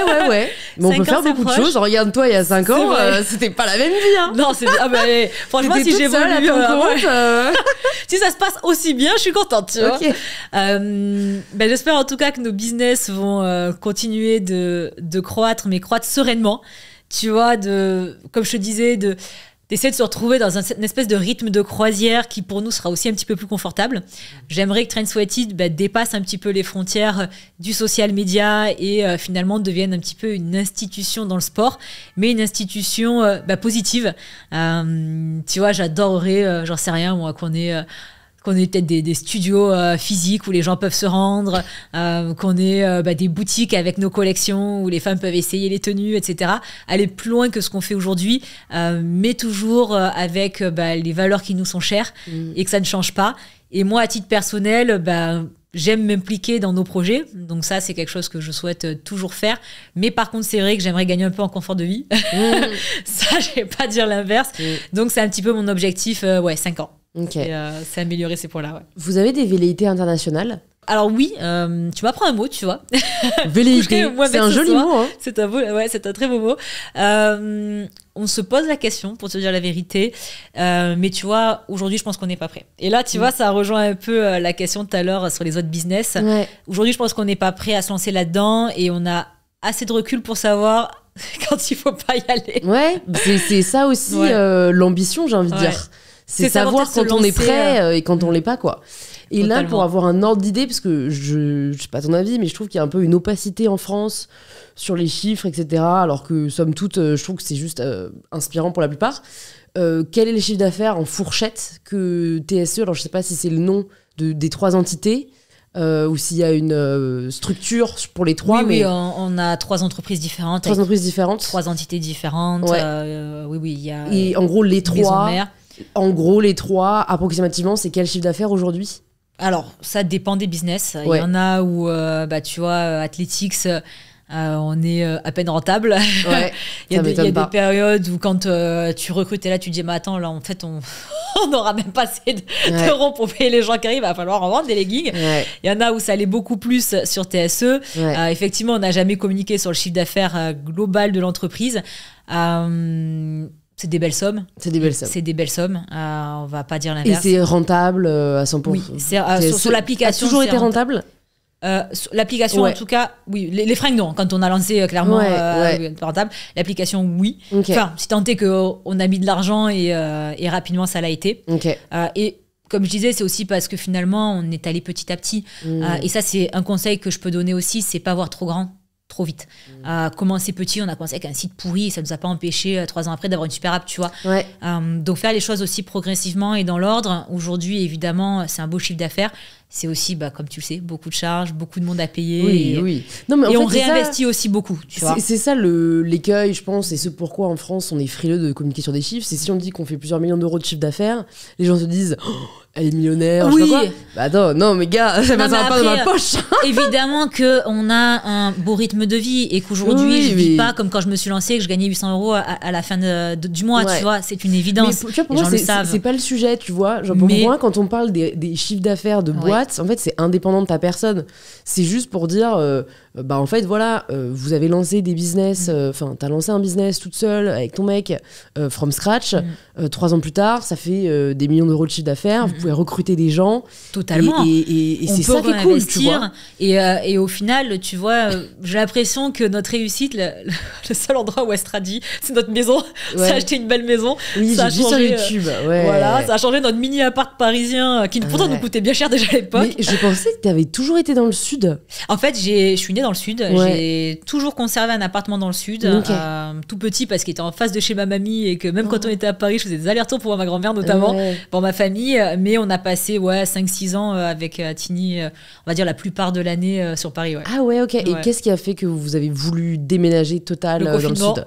comme beaucoup. Ah ouais, ouais. Non, ok. et la raison, c'est lié au T'étais confiné confinement. à Paris? Ouais, horrible. ouais, On a ouais. fait les lives dans notre petit appart Ah ouais, parisien. putain la loose alors que t'avais Ouais. la base qui attendait au Exactement. bord de la mer. Mon père, il était noir de bronzage dans le jardin tous les après-midi et nous, on voyait même pas la lumière de soleil. On avait un vis-à-vis comme ça, c'était horrible. Ouais. Oui, on avait des abonnés qui habitaient en face, ils nous avaient collé un mot sur les fenêtres en mode si, Bon Tini à fond. courage. Ah j'adore. C'était trop rigolo. Ah ouais. Et le confinement, et surtout aussi, en fait, le fait que Tini ait pu, grâce au développement de l'entreprise, donc tu vois, c'est aussi à ça que ça le permet, c'est ce que ça permet, de quitter son job. Et là, le fait finalement d'être à notre compte tous les deux, on a pu déménager et aller dans le sud. Ok, trop bien. Chose qui n'était pas le cas quand tu étais employé. Quoi. Ouais. Bon écoute, on a balayé, je pense, la plupart des sujets que je voulais balayer.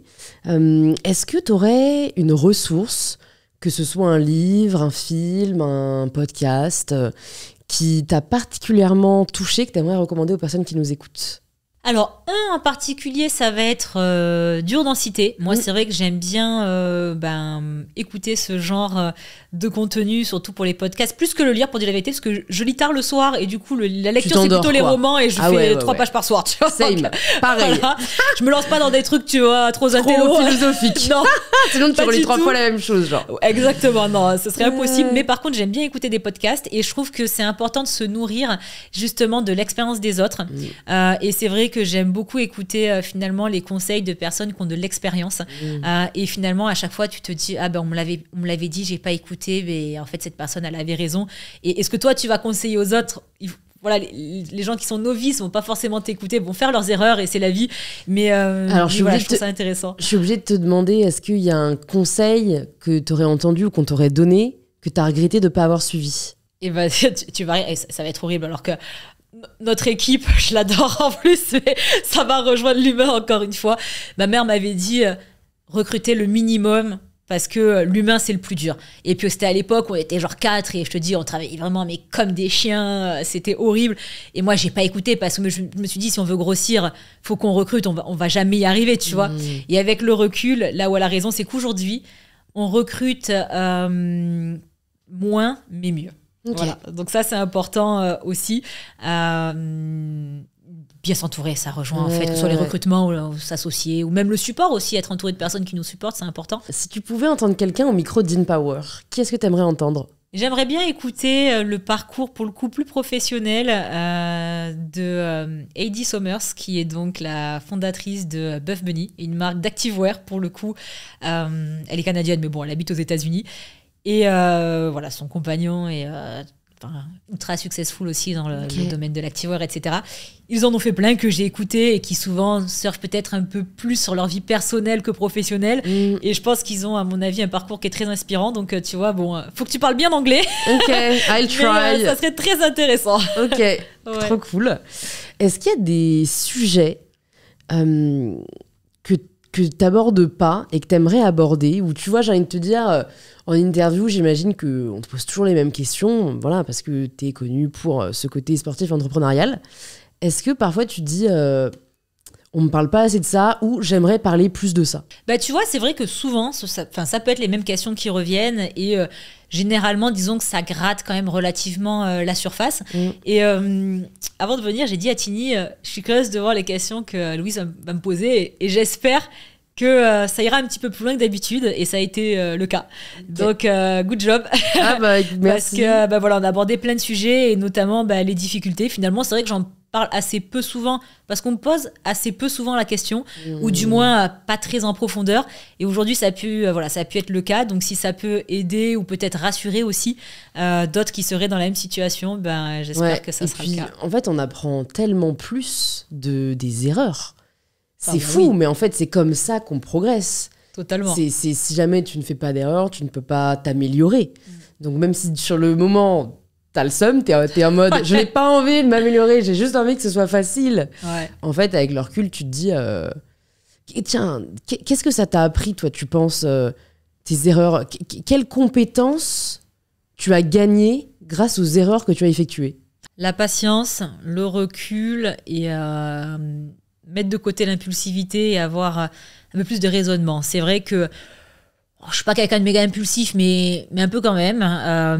Tu vois, il y a plein de choses que j'aurais fait différemment il y a 3 ou 4 ans, ou que j'ai fait différemment au début de notre business.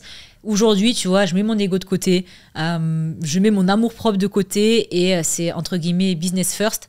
Si c'est bénéfique pour le business, moi, je te dis, entre guillemets, j'ai pas d'ego.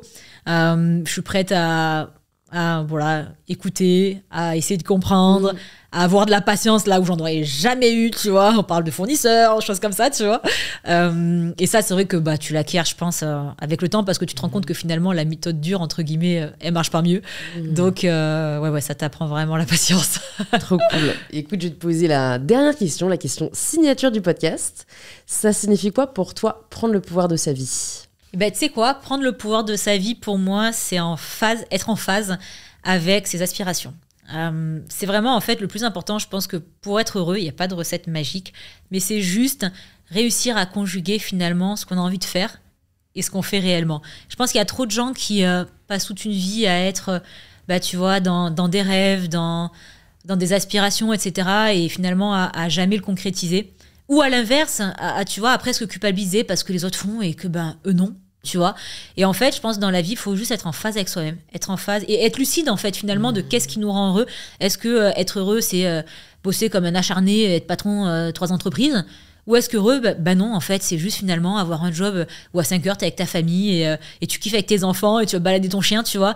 Est-ce qu'être heureux, tu vois, pour parler de sport, c'est finalement passer 2 heures par jour ou même 40 minutes à sculpter son corps, ou est-ce qu'être heureux, c'est juste en avoir rien à foutre et l'accepter et être bien dans sa peau, tu vois. Et je pense que ça, c'est la question cruciale qu'il faut se poser. Et moi, c'est une question que je me suis pas forcément posée parce que ça s'est un peu fait naturellement dans ma vie, mais que je me pose aujourd'hui. Et je me dis, tu vois, aujourd'hui, s'il y a quelque chose qui me rend pas heureux, qui est pas en phase avec ce que je veux, faut l'arrêter, en fait. Tu vois, et il faut pas forcer. Que ce soit dans le business, que ce soit dans la vie perso. Et Et je pense que c'est le plus important et je pense que ça vient avec la maturité, tu vois. Mais... C'est une très belle définition. Merci beaucoup, Sissi. Écoute, c'était hyper cool. Merci. Franchement, j'ai appris beaucoup de choses. Et ben, merci, Louis. C'était un vrai plaisir. C'était hyper cool. Pour les personnes qui souhaitent en savoir plus sur toi, sur tous tes business, où est-ce que tu veux qu'on les redirige? Alors, mes propres réseaux, Sissi Mua un petit peu partout. Team Train Sweat It pour l'application. TSE Athletics et TSE Nutrition pour nos business donc d'activewear et de compléments alimentaires. Ok, je mettrai tout ça dans les notes et puis j'espère à très vite. Merci beaucoup.